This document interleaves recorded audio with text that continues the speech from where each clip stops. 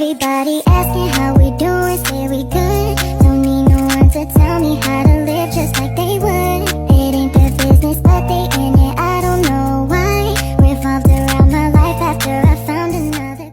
Sebelum kita menguji coba website Provinsi Bali, kita akan pengenalan singkat tentang black box testing. Sebelum sistem ini diimplementasikan langsung, website resmi Provinsi Bali, ada beberapa tahapan yang dilakukan. Hal ini dimaksudkan agar website yang sudah diimplementasikan tidak terjadi kesalahan dalam pengujian sistem ini dilakukan metode black box. Pengujian black box berfungsi kepada pengujian dengan melihat fungsi-fungsi yang ada dalam sistem tanpa harus mengetahui bagaimana fungsi tersebut dibuat sistemnya. Pada sistem ini, pengujian merujuk pada fungsi-fungsi yang dimiliki, kemudian membandingkan hasil keseluruhan keluaran sistem dengan hasil yang diharapkan. Bila hasil yang diharapkan sesuai dengan hasil pengujian, hal ini berarti website sesuai dengan desain yang telah ditentukan sebelumnya.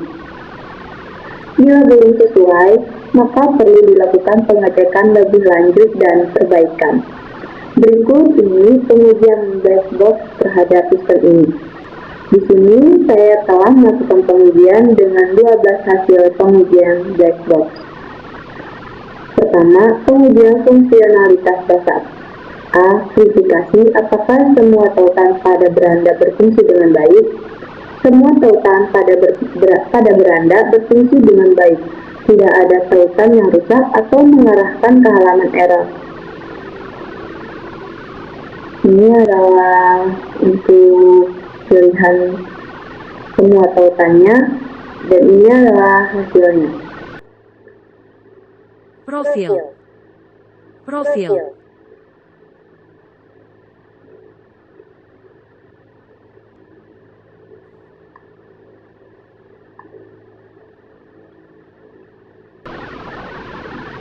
Dan B. Pastikan formulir kontak atau layanan pelanggan dapat mengirimkan pertanyaan atau umpan balik.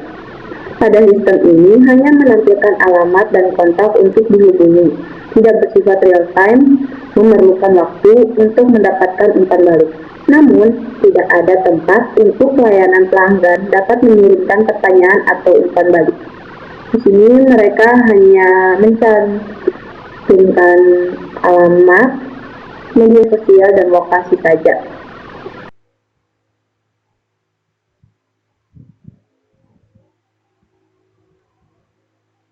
Yang kedua, pengujian navigasi. Uji kecepatan dan konsistensi navigasi antar halaman. Mencatat waktu yang diperlukan setiap mengklik tautan dan menu navigasi untuk beralih ke halaman. Waktu dan hasil mengklik tautan semuanya memakan waktu 1-3 detik setiap antar halaman. Di sini saya menggunakan timer untuk mencatat waktu, dan ternyata semuanya memakan waktu 1-3 detik setiap antar halaman. Yang B, pastikan menu dan tautan submenu bekerja dengan benar di seluruh situs. Semua menu dan tautan submenu bekerja dengan benar, maka akan membawa pengguna ke halaman yang benar. Dan pastikan juga mengklik menu dan tautan submenu tidak ada yang rusak dan error. Yang ketiga, pengujian formulir online. A. Validasi formulir online untuk memastikan data yang dimasukkan oleh pengguna diambil dan disimpan dengan benar.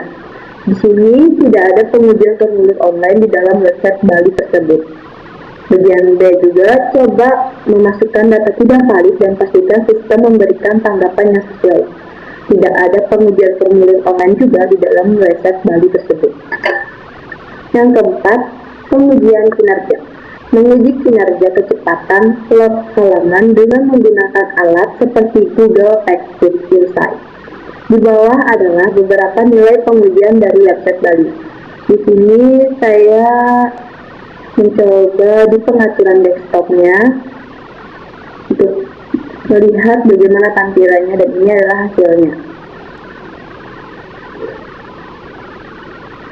Yang kelima, pengujian responsif. A. Pastikan situs responsif di berbagai perangkat seperti desktop, tablet, dan ponsel. Ini tampilan website pemerintah Provinsi Bali. Ini tampilannya di dalam tablet, dan ini tampilannya untuk di dalam ponsel. B. Periksa tata letak dan fungsi untuk memastikan keseragaman di berbagai resolusi layar.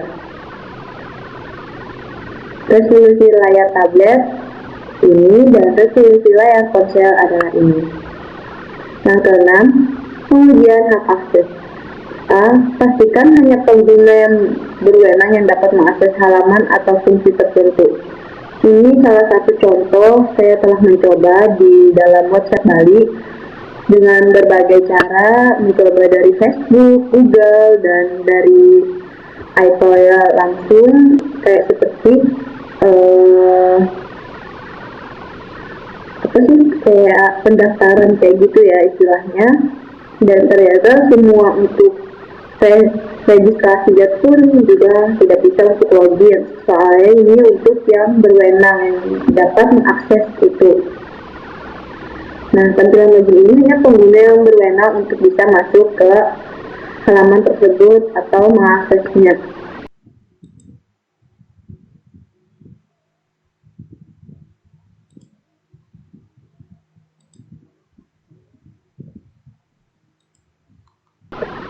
Yang ke B, uji hak akses berdasarkan peran pengguna seperti pengunjung, pengguna terdaftar, dan administrator.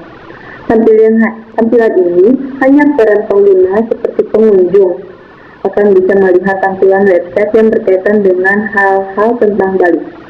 Dan ini juga tampilannya hanya bisa diakses oleh pengguna terdaftar dan administrator. Setelah mencoba untuk login seperti pengunjung, tapi tidak bisa untuk masuk ke halaman tersebut. 7. Pengujian pencarian. Uji fungsi pencarian untuk melakukan atau memastikan hasilnya akurat dan relevan. Di sini pengunjung mencoba menggunakan pencarian tentang info terkini dengan hasil akurat dan relevan. Dan ini adalah hasilnya. Kantor virtual publik.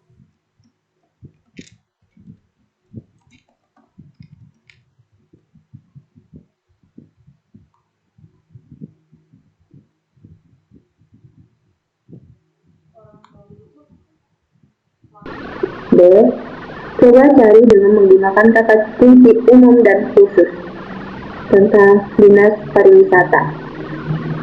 Dan ini adalah hasil dari Dinas Pariwisata tersebut.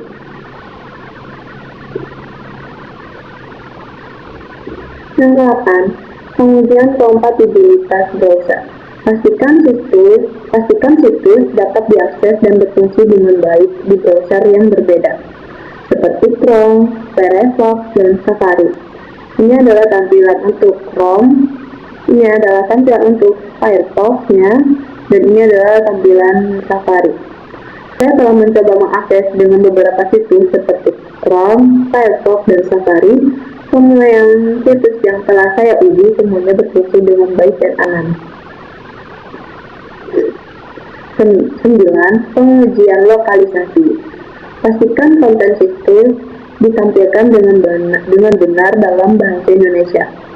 Pengunjung sudah memastikan di website Bali, situs ini ditampilkan dengan benar dalam bahasa Indonesia, dan tidak ada pengaturan atau tempat dengan bahasa itu tersendiri di dalam website Bali itu.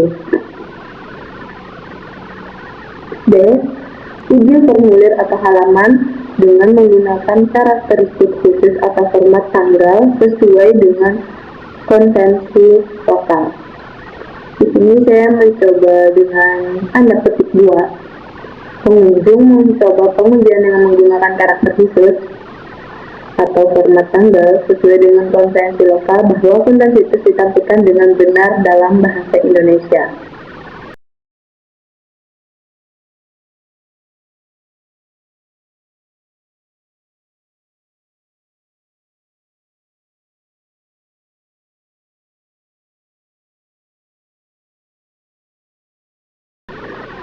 Yang ke-10, pengujian keterbacaan dan aksesibilitas.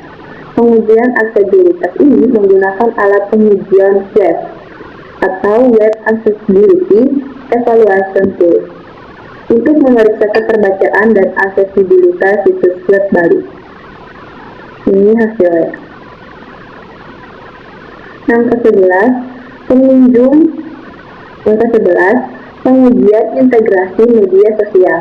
Beberapa tautan dan widget media sosial yang saya uji coba, seperti gambar di bawah ini, semuanya berfungsi dengan baik.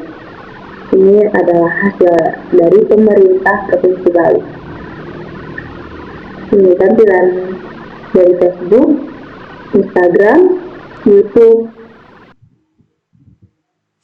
feed@baliprof.go.id.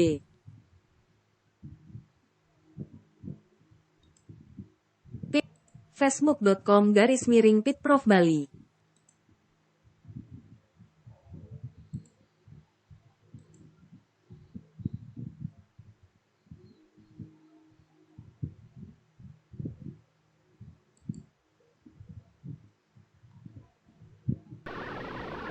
Yang terakhir, uji coba yang ke-12, ujian pengelolaan kesalahan. Selama pengujian formulir atau proses transaksi, coba masukkan data yang tidak lengkap atau tidak valid dan periksa pesan kesalahan yang ditampilkan. Ini juga tidak ada dalam WhatsApp Bali tersebut. Yang kedua, pastikan pesan kesalahan memberikan petunjuk yang jelas dan berguna untuk pengguna. Ini juga tidak ada dalam WhatsApp Bali tersebut. Yang terakhir, ada beberapa saran untuk meningkatkan keamanan dan fungsionalitas website. Ada beberapa alasan mengapa situs website pemerintah mudah diretas oleh para hacker. Yang pertama, tidak menggunakan sektor hosting. Salah satu penyebab mudahnya situs website diretas adalah pengguna provider hosting yang kurang selektif, sehingga sangat rentan didepas. Sebenarnya, untuk meningkatkan infrastruktur keamanan situs website, ada baiknya bahwa sistem web hosting dibuat secara mandiri. Yang kedua, tidak menggunakan secure coding. Berbicara tentang secure coding, berkaitan dengan aspek coding secara manual yang diselipkan pada struktur situs website. Kurangnya secure coding baik pada default link login, admin, ataupun link yang membutuhkan input data sensitif akan sangat mudah diretas oleh para hacker. Yang ketiga, lemahnya maintenance situs website. Situs website yang banyak menyimpan data sensitif seperti situs website pemerintahan serta perbankan harus dilakukan maintenance secara berkala. Baik itu perbaikan update serta meningkatkan keamanan jaringan situs website. Keempat, menggunakan server atau hosting terpercaya. Untuk menghindari kelemahan yang didapat dari share hosting, Anda harus menggunakan server atau hosting terpercaya. Yang kelima, update platform dan script secara berkala. Platform dan script yang diinstal pada situs website merupakan program perangkat open source dengan codingan sederhana. Hal ini sangat mudah didapat meskipun oleh pemula. Yang keenam, menggunakan plugin keamanan.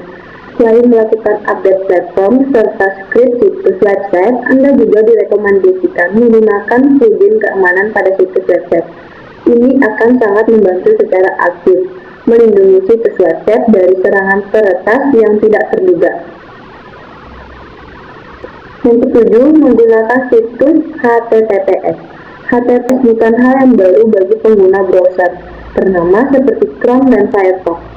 Situs website HTTPS akan memberikan fitur gembok hijau di bilah browser sebagai jaminan aman dari serangan retasan. Sekian dari saya. Wassalamualaikum warahmatullahi wabarakatuh.